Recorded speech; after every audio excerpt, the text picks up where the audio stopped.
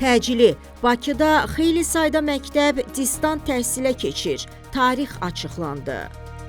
Birləşmiş Millətlər Təşkilatının Ümumdünya Şəhərsalma Forumunun 13-cü sessiyasının keçirildiyi dövrdə Bakı şəhərində bəzi təhsil müəssisələri distant formada fəaliyyət göstərəcək. Elm və Təhsil naziri Emin Əmrullayevin imzaladığı əmrə əsasən, sözü gedən dövrdə ümumi təhsil müəssisələrinin məktəbə hazırlıq qrupları və ibtidai siniflər üzrə 1-5 may tarixləri əvəzinə mayın 18-dən 22-sinə qədər tətil müəyyən ediləcək. Bundan başqa, Pirallahı, Qaradağ, Suraxanı, Sabunçu və Nizami rayonları istisna olmaqla Bakı şəhərinin digər rayonlarında fəaliyyət göstərən ümumi təhsil müəssisələrinin 5-11-ci siniflərində dərslər mayın 18-dən 22-sinə qədər distant formada keçiriləcək. Eyni zamanda Bakı şəhərində yerləşən peşə, orta ixtisas və ali təhsil müəssisələrində də tədrisin mayın 18-dən 22-sinə qədər distant formada təşkili əmrdə qeyd olunur. Qərar məktəbə qədər və internat tipli ümumi təhsil müəssisələrinə aid deyil.